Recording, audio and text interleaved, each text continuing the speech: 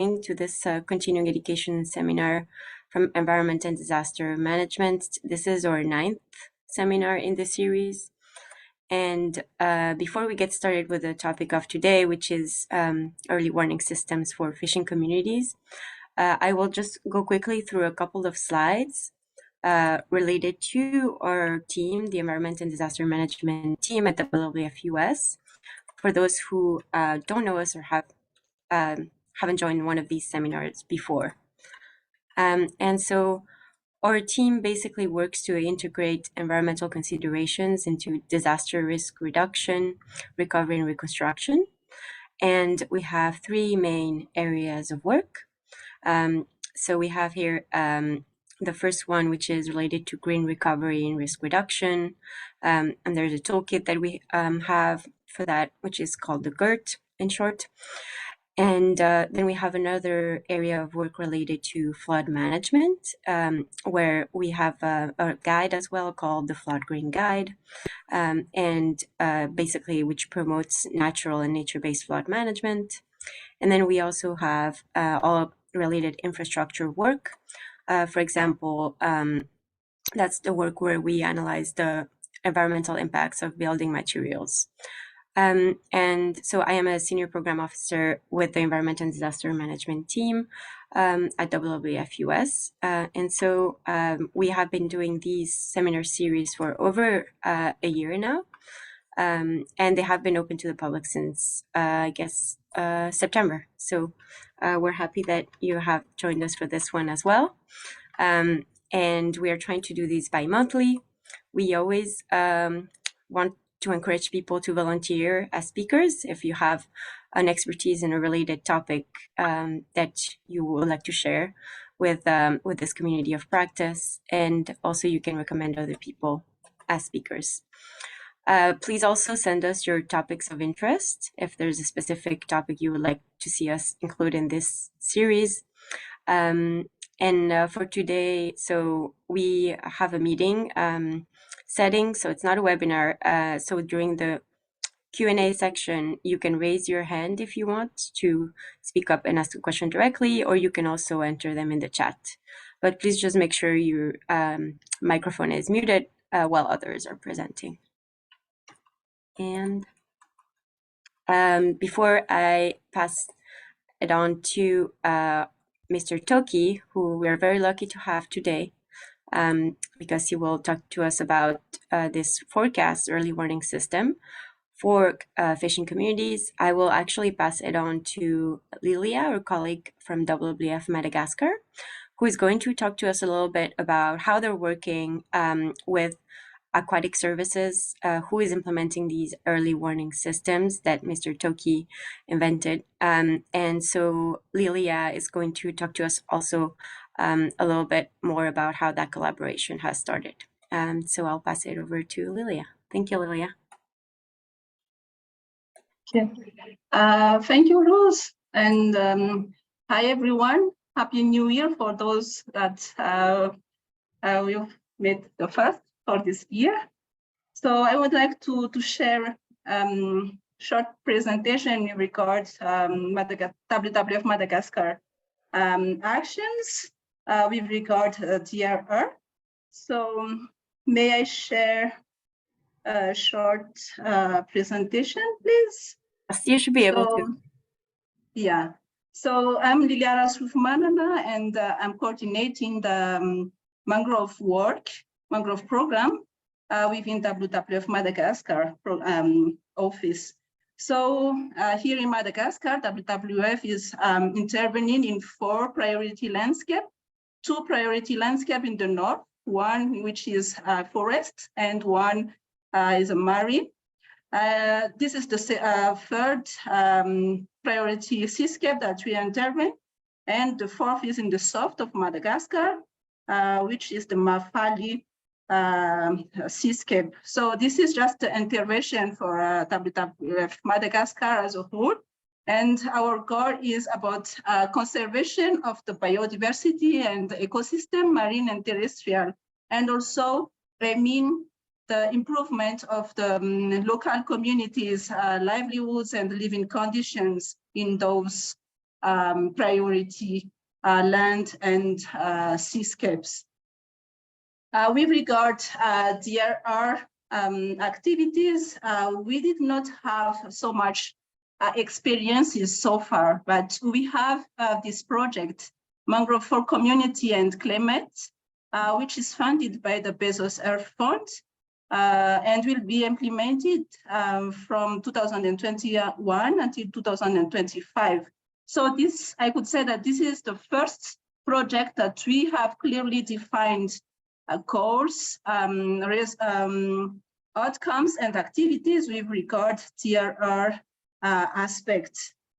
The scope of the project is we are mainly work in the two priority landscape among the four that we are intervening now.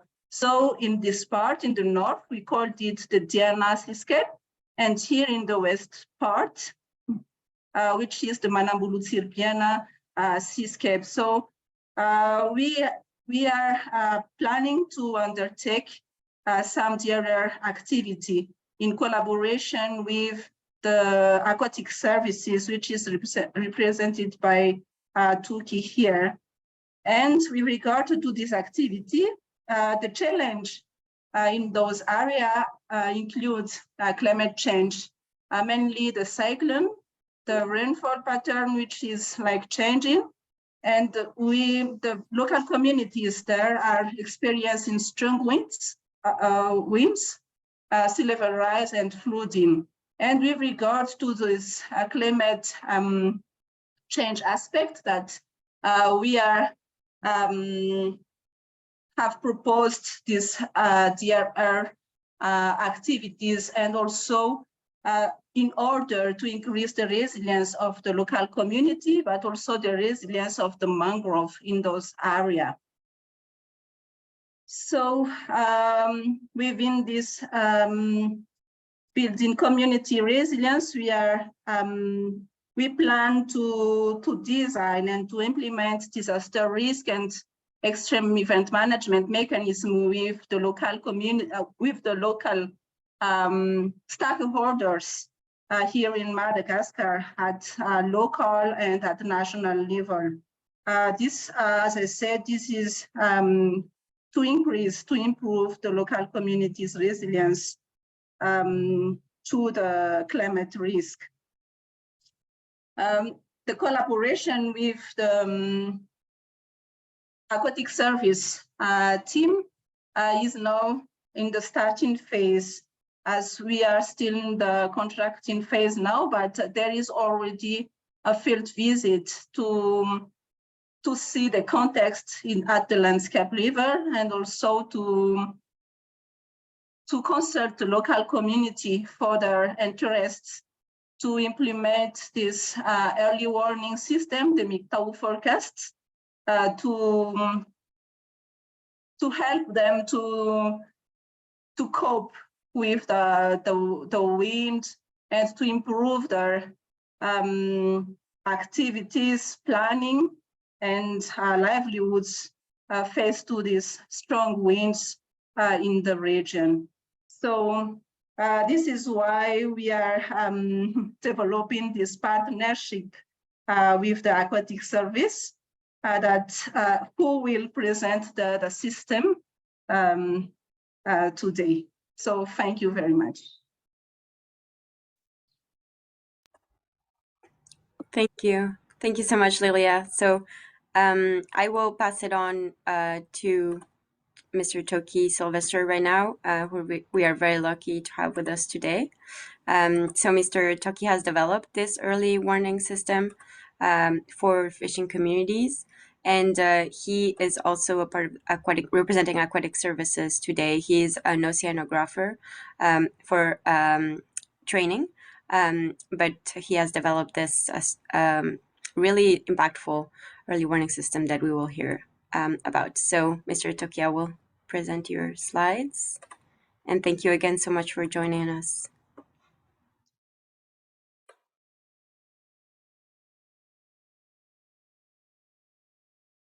Merci Luz et bonjour à tous. Bonjour à toutes et à tous. Bon après-midi et bonsoir selon vos localisations géographiques à chacun, parce que je sais qu'on est un peu partout dans le monde qui suit ce séminaire aujourd'hui. Comme nous a été présenté tout à l'heure, aujourd'hui on va parler un peu du phénomène de vent lié aux activités des pêcheurs, particulièrement à Madagascar, mais ça peut être aussi dupliqué dans d'autres régions du monde entier. Donc, on va parler aujourd'hui d'un système d'alerte précoce adapté pour les communautés de pêcheurs, en particulier la petite pêche, qui sont les communautés qui vivent vraiment de cette petite pêche-là à Madagascar. Next.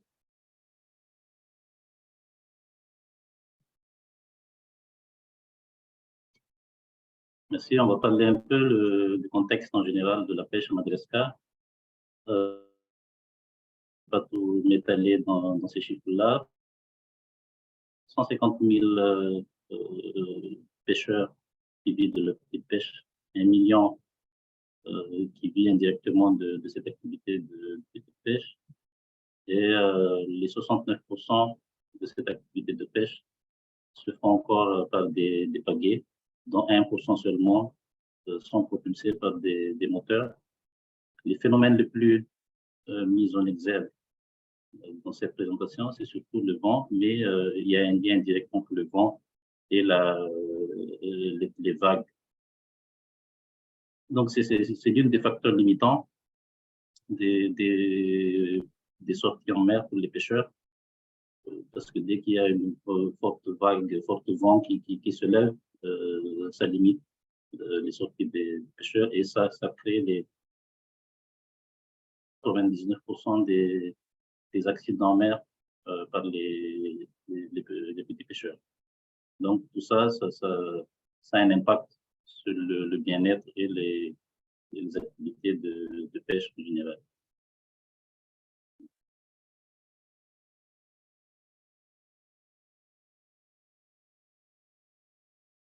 Next.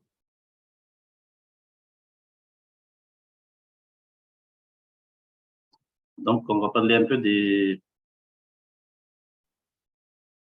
cas d'accident en mer. On va voir quelques constats. En général, qu'est-ce qui fait les accidents en mer au niveau des pêcheurs? D'habitude, c'est surtout par rapport au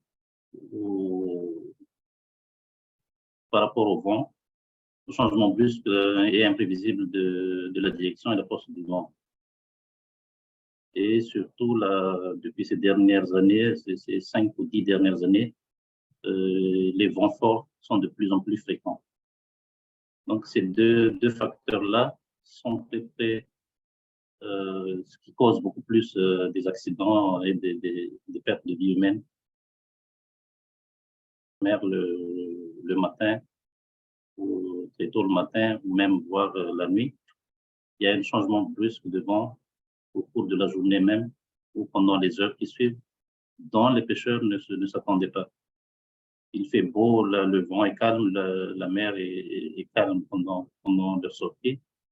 Et dès qu'ils sont en pleine mer, il y a un changement brusque de l'état de la mer et de la direction et du très, très risqué pour les accidents en mer, parce que, comme on a vu tout à l'heure, il y a encore une grande majorité des communautés de pêcheurs qui utilisent encore des pagaies avec les forces de bras pour propulser, pour faire avancer leur petit pirogue. Donc, ils n'auront pas le temps de rejoindre le rivage avant que l'état de la mer va changer brusquement. Et ça, c'est devenu de plus en plus fréquent depuis ces dernières années.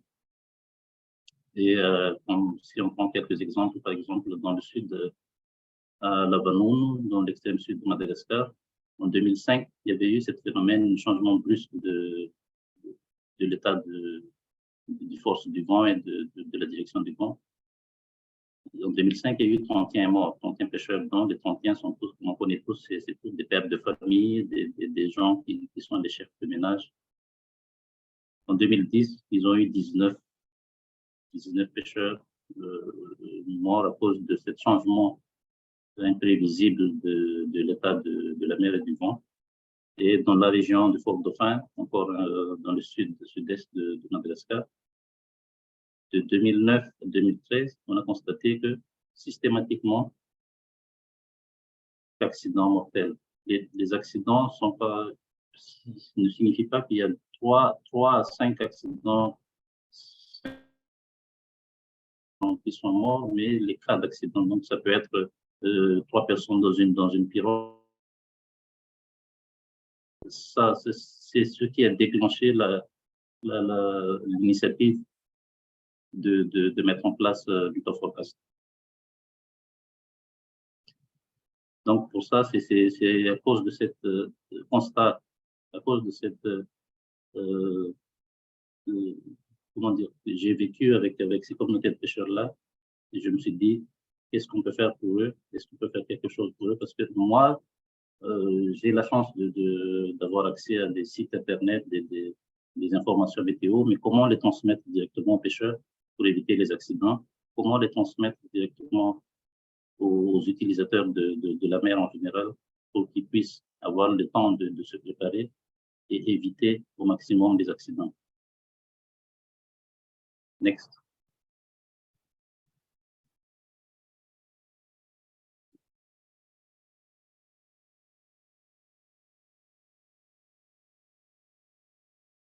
Suivant, s'il vous plaît. Merci.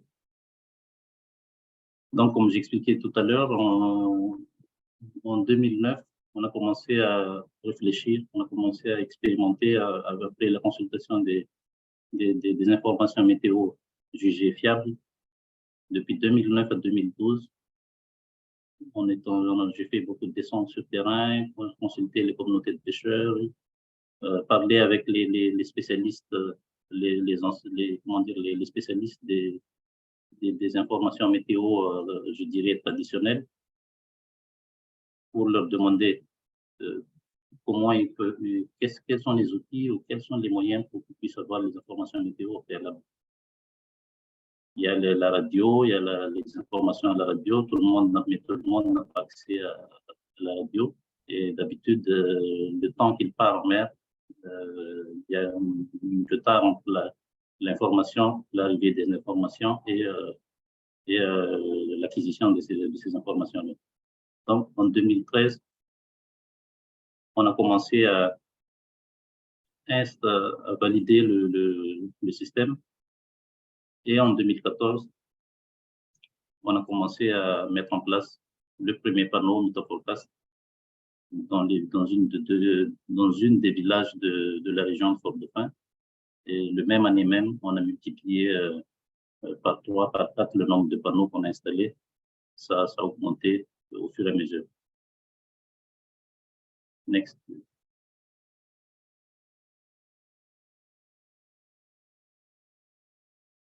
Donc, comment ça marche Utophrocast? C'est un système simple. Comme on a vu tout à l'heure le tableau dans la présentation précédente, c'est fait à base d'un tableau et le traitement des informations. On utilise actuellement, on utilise 2 sites jugés fiables comme site internet. On a utilisé WindGuru Pro et depuis quelques temps, on a utilisé aussi PredictWind Offshore, PredictWind Pro, qui est un site qui est le leader de la prévision des vents dans le monde actuellement. Ils utilisent plusieurs modèles météo qui sont les plus performants dans le domaine actuellement. On collecte ces informations par les données Internet, les données qu'on consulte sur les sites payants, bien sûr, parce qu'on utilise des sites, on n'utilise pas les sites gratuits, on utilise directement des sites payants pour avoir le maximum de données fiables. Et ces informations-là, il y a une centre de diffusion basé au sein de l'Aquatic Service, le centre de diffusion Utophrocast, qui récolte les informations, qui traite les informations, qui interprète ces informations-là par SMS codé. Et c'est ces informations-là, les informations reçues avec les sites Internet, les sites qu'on utilise, on les traduit par code couleur avec une interprétation via l'échelle de Beaufort.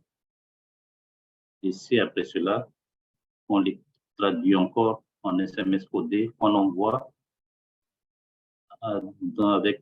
par SMS vers les points focaux. On met par site, d'installation par site où on a mis en place les panneaux météo, MeteoForecast, les panneaux qu'on a vus tout à l'heure. Donc, on a 2, 3 points focaux par panneau. Bien sûr, il y a le point focaux titulaire, mais il y a 2 suppléants par panneau météo installé. Et c'est le point focaux qui change les informations sur les panneaux pour une information pendant 4 jours. Donc, il y a les pêcheurs, les petits pêcheurs, ils peuvent avoir une information météo pour les 4 jours successifs via le point focaux qu'il installe, qui interprète le SMS codé via le centre de diffusion d'Aquatic Service, de MeteoForecast. Donc, le circuit, c'est plus simple. Donc, on prend les données météo, on les mixe avec, si on peut dire ça, on les mixe avec les informations d'échelle de Beaufort. On interprète par SMS codé, on envoie l'SMS au point focaux dans les endroits où ils ont accès au réseau téléphonique ou pas loin des accès réseau téléphonique. Mais même cela, même s'il n'y a pas d'accès réseau téléphonique, on peut utiliser d'autres systèmes comme les radios VHF, les BLU dans des zones les plus éloignées. Et jusqu'à maintenant, on a utilisé le téléphone GSM et ça a marché dans les villages actuellement qu'on a mis en place les panneaux météo. Suivant. Next.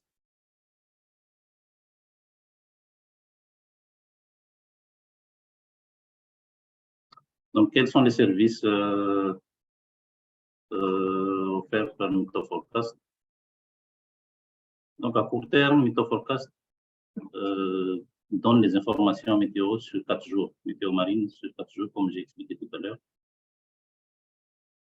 Il y a aussi, depuis la centre de diffusion, parce qu'on a les contacts de chaque point focaux dans chaque village, on envoie les alertes en cas de changement plus. Par exemple, si on met en place les informations pour 4 jours, les informations météo pour 4 jours, et comme on a vu sur le tableau tout à l'heure, on a les informations dans la matinée, une demi-journée, et le deuxième demi-journée pendant l'après-midi ou le soir.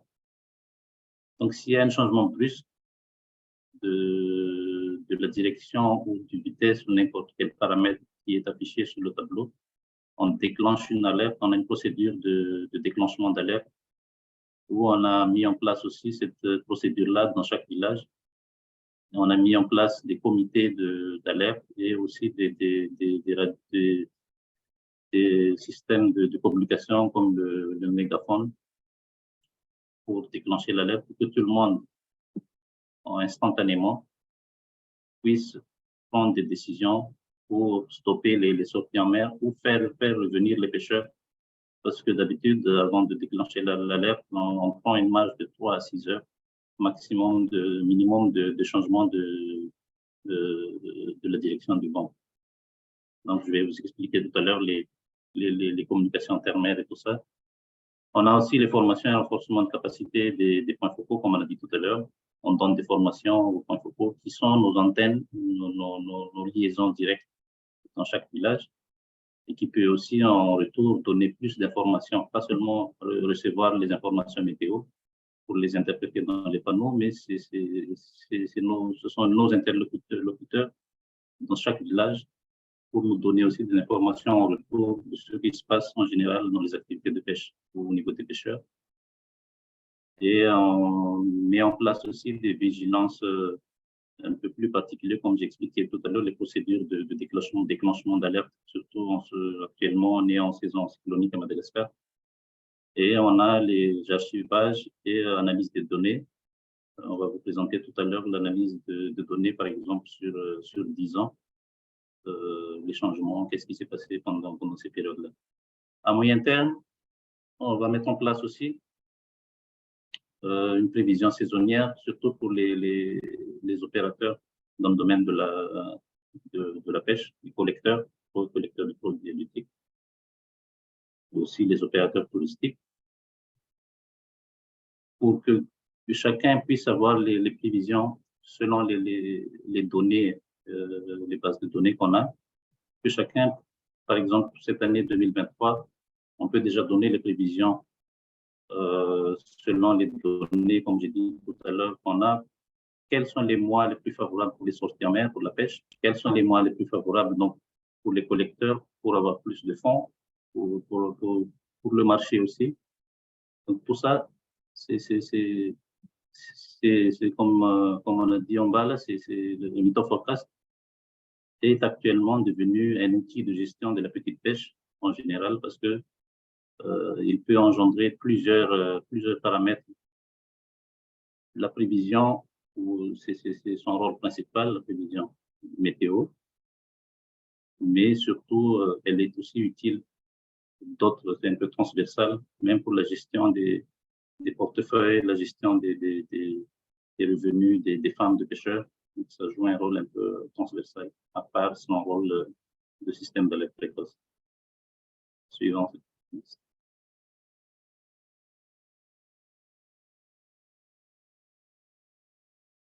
Donc, actuellement, on a plus de 40 000 pêcheurs qui ont déjà bénéficié directement des Method Forecast.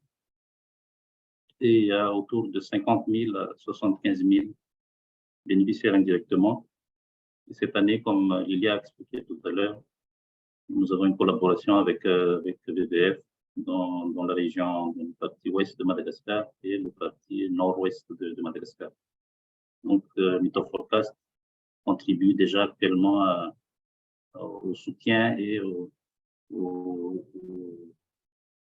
appuis en donnant des informations météo de base et de proximité pour les communautés de pêcheurs dans les villages où on intervient déjà actuellement. Suivant.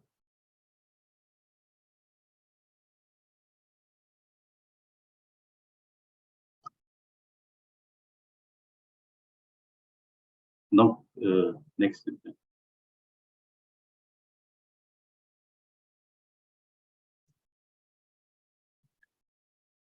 Donc, comme j'ai parlé tout à l'heure, on a aussi mis en place un système de communication terre-mer. Donc, il y a une communication, les points focaux et les comités de déclenchement d'alerte dans les villages ont la capacité de communiquer directement avec les pêcheurs en mer.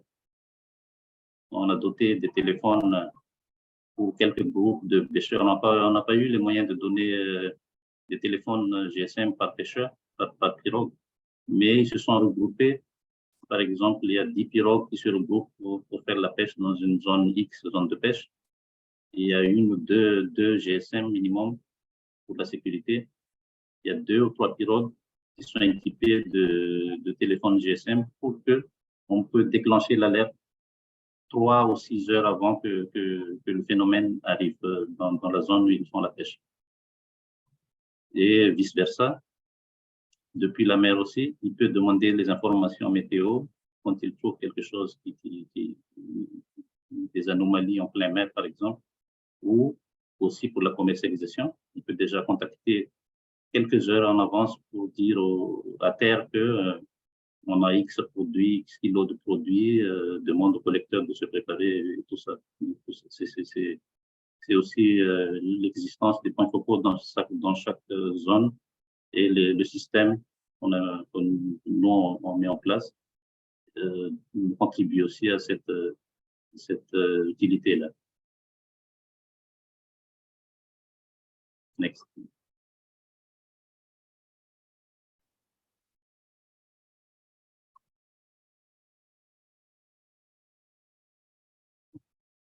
Donc là, on va parler de quelques chiffres qu'on a pris pour les 4 côtés, 4 zones dans Madagascar. Il y a le nord, la zone est de Madagascar, la partie ouest, la partie sud de Madagascar.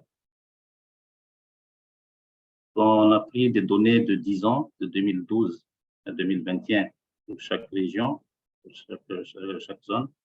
Et on a constaté que, par exemple, pour la région nord, en 2012, il avait 16 jours sur 30, 16 jours favorables pour la pêche.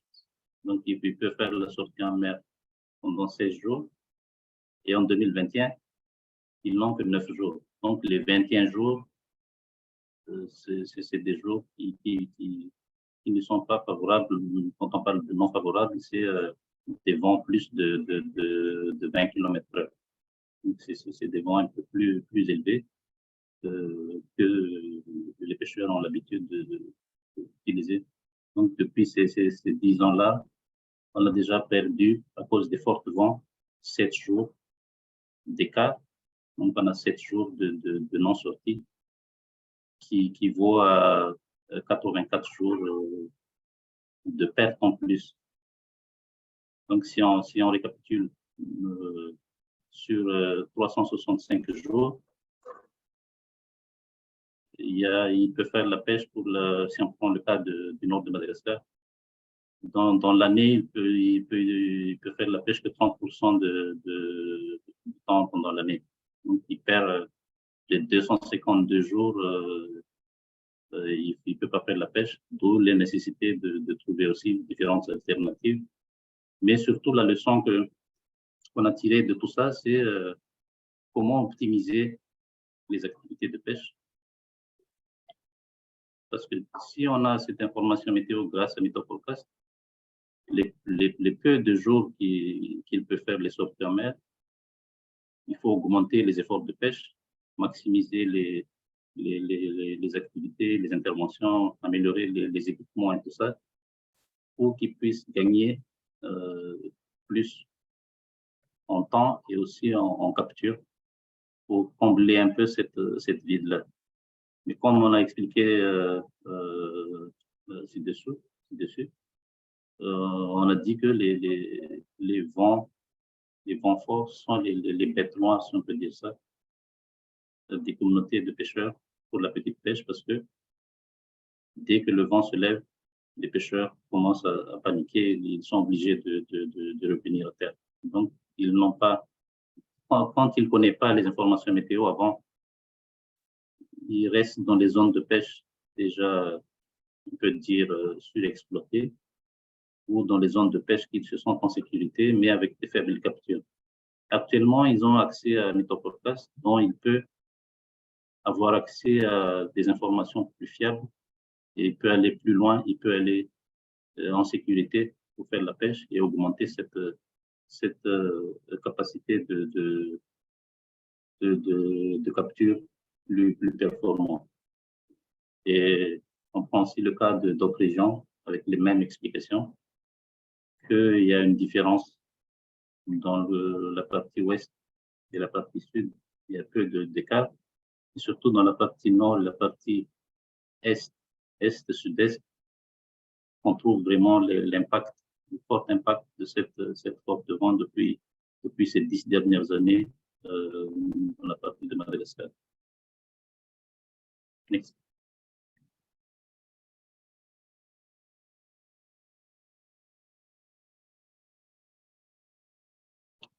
Donc là, on a pris une donnée de Météo France, une donnée de 2019, qui explique un peu les fortes vents dans cette partie de l'océan Indien, surtout le cas de Madagascar, mais on trouve aussi dans les petites îles à côté, là, la Réunion et Maurice, Rodrigue. Les parties, on a la légende normale, les parties en vert, ça signifie qu'il y a une vitesse de vent plus élevée. Et quand on regarde l'explication, c'est la différence, plus l'écart entre les pressions atmosphériques dans le mascarenhs, l'anticyclone en bas, la différence, l'écart entre l'anticyclone et la basse pression de la partie équatoriale, plus cet écart est grand, plus le vent, le fortalisé est comment on dit ça, plus fort. Et on remarque que ça explique le tableau qu'on a vu tout à l'heure. Dans la partie nord de Madagascar, il y a une forte intensité de vent. On appelle aussi les vents de mousson.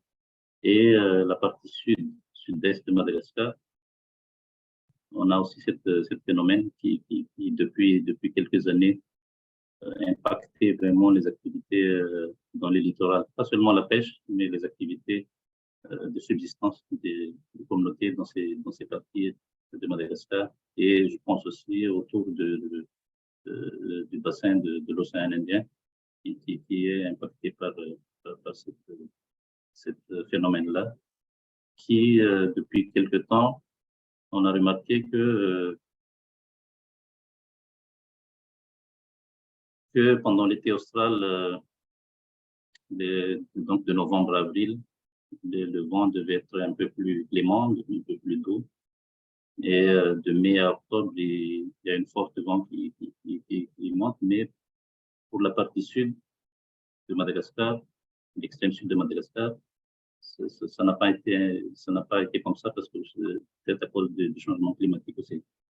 Donc, tout ça, c'est pour vous expliquer que le phénomène de vent fort a vraiment un impact dans le développement, dans l'exercice des activités de chaque communauté de pêcheurs. Next.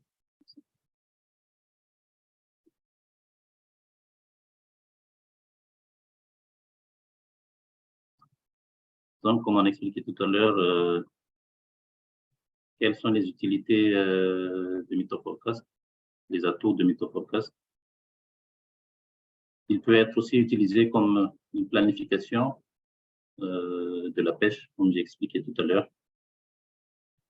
pour la pêche, pour la collecte des produits électriques. Donc, on peut déjà, au préalable, avoir des prévisions fiables avec MeteoForecast. On peut planifier déjà des activités plus productives.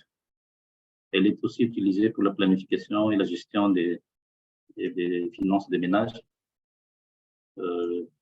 Par exemple, ici, dans le sud, la partie sud en général de Madagascar, c'est les femmes qui vendent les produits de leur mari, à part les produits qui sont achetés par les collecteurs. Donc, les femmes, elles sont aussi impliquées par la connaissance et pour avoir les informations, la prévision météo. Parce que dès qu'elles regardent pendant les jours à venir, 3 ou 4 jours à venir, que le temps va être encore mauvais, donc votre couleur rouge qu'on va expliquer tout à l'heure. Donc, elle gère ses revenus par rapport à la situation de la météo. Elle peut être aussi une orientation des outils pour une orientation des pêcheurs dans les zones de pêche. Parce que nous, actuellement, on collabore aussi avec une université locale, l'université de Tulliard, mais le branche de l'université de Tulliard qui est basée à Port-Dauphin, pour impliquer les étudiants dans les recherches et dans les activités liées à la pêche et aux informations météo. Comme on a dit tout à l'heure, elle peut aussi être un outil de planification saisonnière pour les collecteurs, la gestion des stocks, la gestion des commandes et tout ça. Et son rôle principal, bien sûr, c'est assurer la sécurité des communautés de pêcheurs en général, éviter les accidents en mer. Comme on a dit dans le début de la présentation, que les accidents en mer ont significativement diminué et les communautés de pêcheurs dans les régions, dans les zones qu'on a installé ces dispositifs-là, sont vraiment impliqués, ils suivent à la lettre les informations sur le panneau MeteoForecast. Suivant, s'il vous plaît.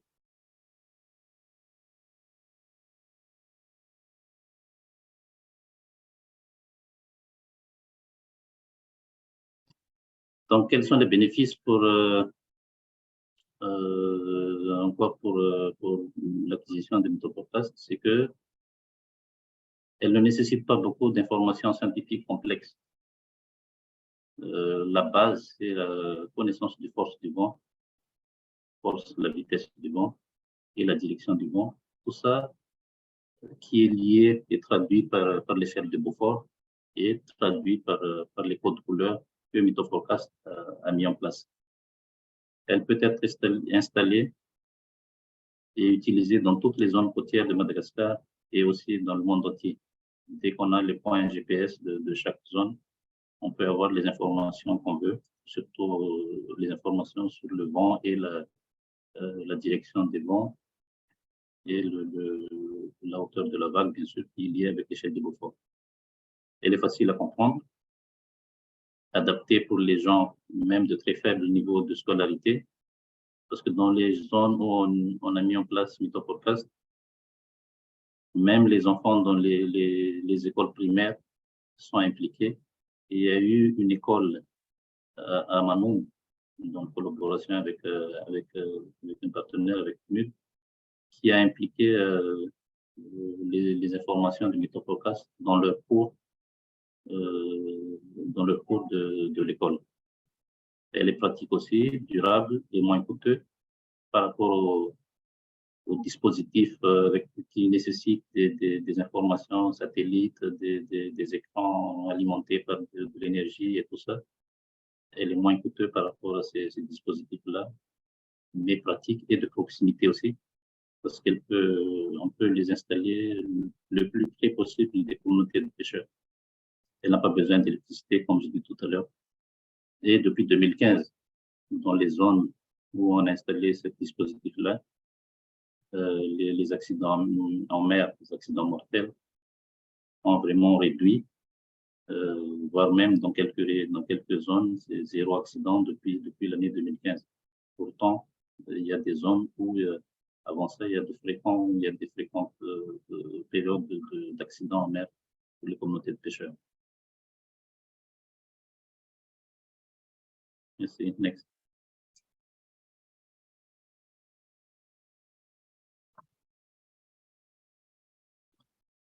Donc, on a pris quelques exemples dans d'autres régions du monde. On a pris trois régions dans l'Amérique centrale, en Namibie et dans le sud de l'Asie du Sud. Donc, si on regarde les codes couleurs d'abord, qui considèrent le vent et la hauteur de la vague, donc je pense que tout le monde connaît un peu en général l'échelle de Beaufort, qui est utilisée par la majorité des utilisateurs de la mer en général. Donc, pour Mythoforecast, on a 4 couleurs qu'on utilise dans les panneaux météo qu'on installe. On a code couleur vert, donc le vent est calme, c'est le plus favorable pour les sorties en mer. On a aussi le code couleur jaune, donc la vitesse du vent est de 6 km/h à 19 km/h, soit la hauteur de la vague tourne entre 0,2 et 1 mètre. On a le code couleur orange, qui a une vitesse de vent de 20 à 28 km/h, hauteur de la vague de 1 à 1,50 m de hauteur, et code couleur rouge pour les vents qui soufflent 29 km/h et plus. Et les hauteurs de la vague sont de 2 mètres et plus.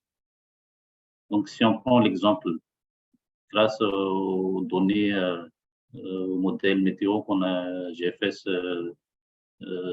13 km de l'archive Dominique GoPro, qui a des données de plus de 10 ans, même 20 ans dans certaines régions de la globe.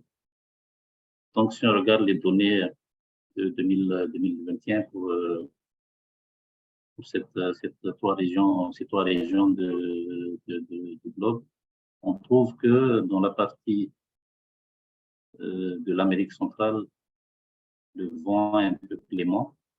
Ils ont, depuis janvier à décembre, ils ont une code couleur vert et jaune presque plus de 20 jours, 25 jours par mois.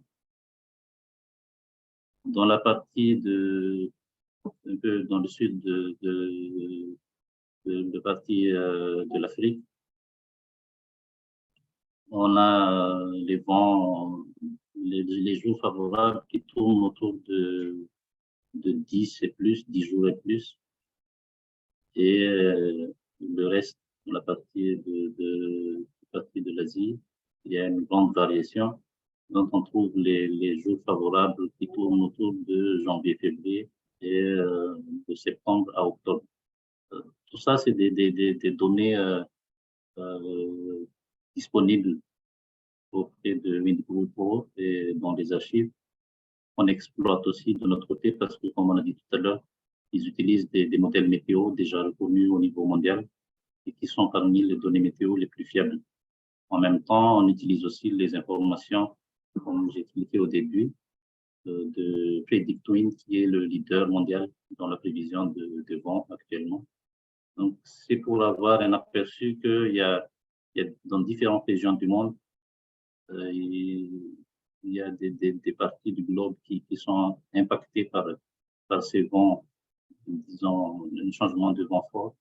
Il y a des parties qui sont encore, on peut dire, qui ont encore la chance, si on peut dire ça, d'avoir des jours encore cléments. Mais ça, on a pris seulement l'exemple pour que tout le monde comprenne un peu quelles sont les informations qu'on met dans le cadre de Mythofocast. Next, merci.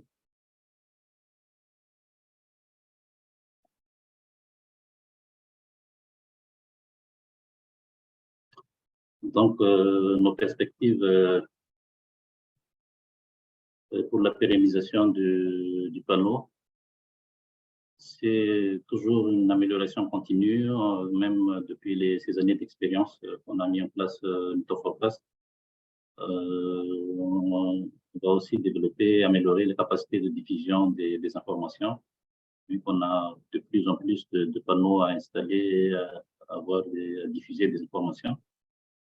Le défi aussi, c'est de commencer par Madagascar, de recouvrir toutes les zones littorales de Madagascar, minimum autour de 2000 panneaux.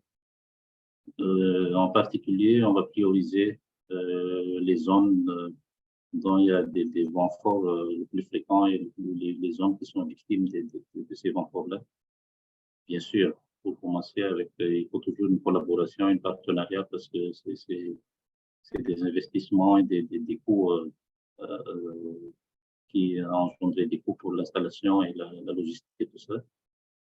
La mise en place aussi d'un système d'autonomisation pour que les communautés de pêcheurs et leur système d'alerte précoce pas toujours dépendre des projets programmes ou des partenaires financiers, mais il peut avoir les panneaux météo, mais pour le fonctionnement, pour faire tourner pour avoir les informations tout ça, il peut mettre en place un système d'autonomisation. Et le système d'autonomisation, c'est grâce à la mise en place des activités, des modèles d'affaires, parce que pour faire fonctionner Mythofocast, ça engendre des coûts qui tournent autour de $35 par panneau. Dans notre calcul, on a calculé que c'est pour 250 pêcheurs par village minimum qui utilisent le panneau. Donc, ça crée, chaque communauté de pêcheurs contribue à hauteur de 14 centimes de dollars par mois, qui est très peu par rapport au prix de leur vie et aux activités qu'eux ils font. Et ça, on est en train de voir avec les communautés, avec les parties prenantes, avec toutes les parties prenantes, comment mettre en place ce système d'autonomisation pour la durabilité, parce que dans tout ça, il y a la recherche, il y a l'amélioration de diffusion, il y a l'entretien des panneaux et le remplacement des panneaux tous les 3 à 5 ans au maximum. Donc tout ça, la logistique, suivi et tout ça, ça engendre un petit coût, mais qui n'est pas beaucoup par rapport aux impacts et à l'utilité de dispositifs. La création des ateliers de fabrication des intrants aussi, qu'on peut mettre de proximité, que chaque village peut se regrouper et d'entretenir ou fabriquer eux-mêmes leurs panneaux.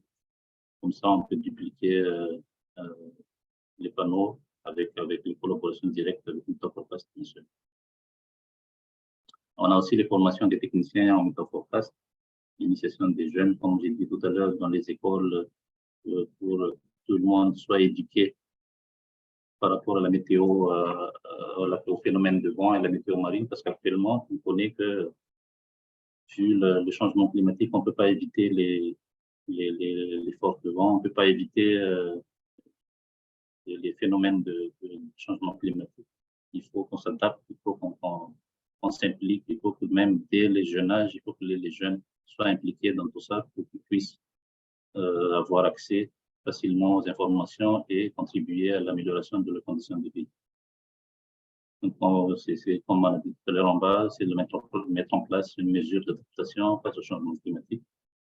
Et on est aussi ouvert, on a commencé déjà à collaborer avec des experts et spécialistes en météo à l'échelle nationale et internationale pour que ces informations-là soient les plus fiables et les plus utiles au maximum pour les communautés de pêcheurs qui sont toujours victimes de ces forts vents-là. Merci. Next.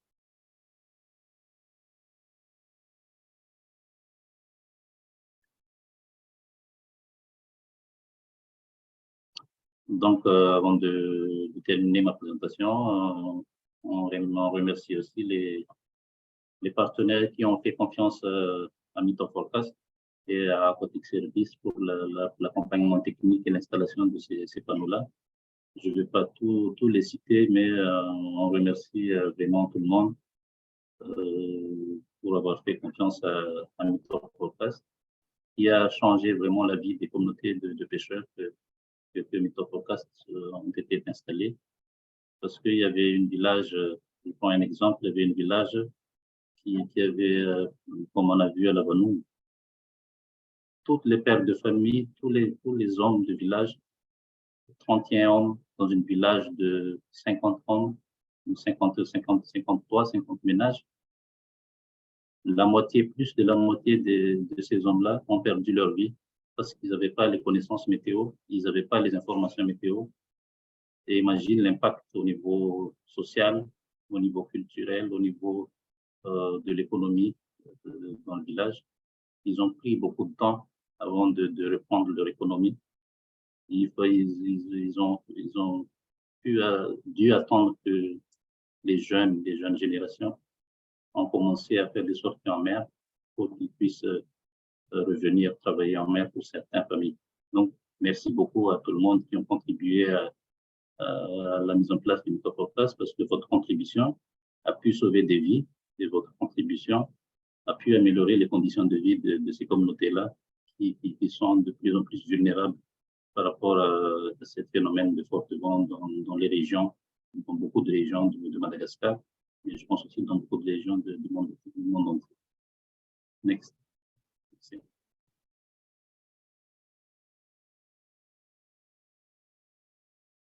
Donc ça, on partage seulement, vous pouvez l'avoir sur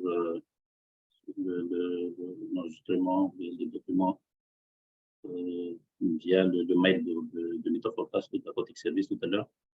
Mais on a quelques vidéos téléchargeables sur YouTube en français, traduit en malgache, qui expliquent un peu dans différentes régions les impacts, l'implication des femmes, des pêcheurs dans Metaforecast parce que elles ont trouvé que les jeunes et les femmes sont aussi parmi les acteurs principaux dans le développement de la petite pêche et elles méritent aussi d'avoir le maximum d'informations pour appuyer leur mari ou leurs enfants, mais aussi pour s'adapter par rapport à ces phénomènes-là.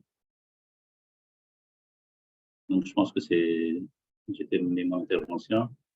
Le prochain slide, c'est le remerciement, je pense, et merci beaucoup votre attention. J'espère que j'étais clair, j'étais pas trop long, même si j'ai pris un peu de temps. Et je suis à votre disposition si vous avez des questions, des remarques par rapport à ma présentation. Michel Chateau.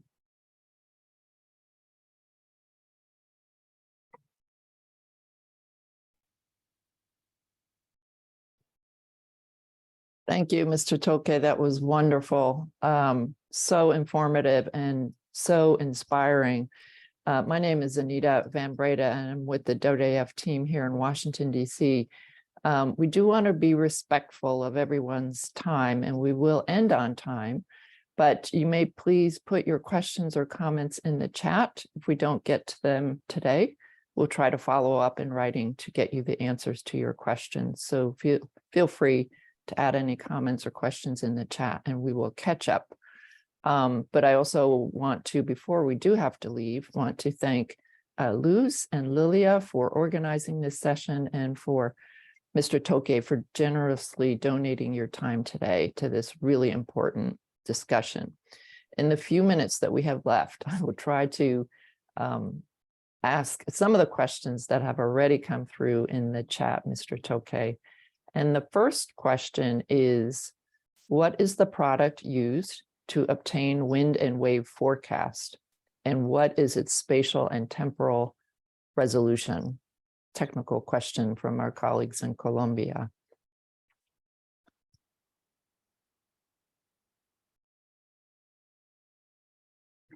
Je réponds directement, on regroupe les questions. Je réponds directement. OK. Donc, on utilise deux modèles de sites. On utilise WindGuru, qui ont plusieurs modèles. Si on prend l'exemple de GFS 13 km, on utilise aussi PredictWind, qui ont aussi des modèles très performants en résolution. Ils ont juste 8 km, 1 km de résolution. Donc, c'est des sites récents. PredictWind, c'est des sites un peu plus récents. Ils ont commencé en 2017, mais ils sont très performants. Comme j'ai dit tout à l'heure, ce sont les leaders mondiaux en termes de prévision de vent. J'espère que j'ai bien répondu à la question. Thank you. And unfortunately, we are out of time, but I am going to give Mr. Abdul the last word quickly, please, before we have to sign off, and then we will get to everyone else's questions by writing. Thank you, Mr. Abdul. All right, thank you very much. Thanks for the great presentation. I'm actually from the Comoros Islands, even though I'm housed in Texas. You know, we have a big problem similar to this one, where a lot of fishermen get lost at sea. I run an NGO in there, an environmental NGO, but also trying to help with this issue. But one problem that we have encountered is that the adoption of the fishermen of any of the solution that we provided. So my question is, how did you get the fishermen community to adopt the solution that you provide to them? One second question, you mentioned about using a GSM phones. How far, what is the range where your fishermen are allowed to go, you know, to do the fishing? Because that's also one of the problems. Some of our fishermen can go up to 70 kilometers deep, you know, in the ocean, and the GSM range doesn't get there. That's two questions that we have. So the adoption and the range to which fishermen are able to get fishing. Thank you.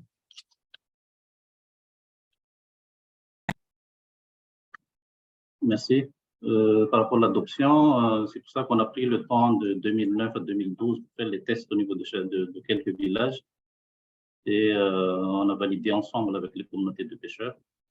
On a fait une approche plus intégrée vis-à-vis des communautés de pêcheurs. On a présenté le produit et on a fait le test ensemble pour prouver que c'est quelque chose qui est efficace. On a pris beaucoup de temps. On a pris au moins 3-4 ans pour avoir cette confiance des communautés de pêcheurs. Et on essaie aussi d'améliorer au maximum les données météo qu'on utilise. Donc, ils ont pris confiance, et dans chaque village, on a ramené quelques pêcheurs, on a fait le même avec le VF, qui ont déjà utilisé le système d'alerte précoce. entre pêcheurs, ils se sont expliqués entre eux que ils ont fait le test et ils ont fait confiance au dispositif. Donc ça a marché de bouche à oreille, de confiance en confiance entre pêcheurs. Après, par rapport à la distance, la portée de chaque téléphone, d'habitude, ils ont déjà les informations à terre. Ils ont par rapport au tableau. Et en cas d'accident, en cas de changement brusque de vitesse de vent, à Madagascar, les téléphones ont des portées un peu plus loin. Je dirais plus de 10 km au large, mais pour les petits pêcheurs, la petite pêche, ils tournent en dessous de 10 km de distance. Sinon, pour les embarcations plus performantes, on utilise aussi d'autres types d'informations, comme c'est pour ça que j'ai mentionné l'utilisation des radios VHF et tout ça. Merci. So thank you, everyone. This has been a great presentation. I think we'll have to have another session with Mr. Toke and his colleagues based on the interest we see here. If you would like more information on the Environment and Disaster Management Program, please do contact us directly, and we will follow up with Mr. Toke and our colleagues in Madagascar to provide you all with written feedback to the questions that you put into the chat. But then at the close, I'd like to thank you all again for joining us, and we look forward to seeing you at the next continuing education seminar. And as Lou said, if you have requests or suggestions for topics you would like us to address, please do feel free to share them. Thank you, everyone, and have a great day. Thanks all. Bye-bye. Merci beaucoup. Thank you. Merci. Bye.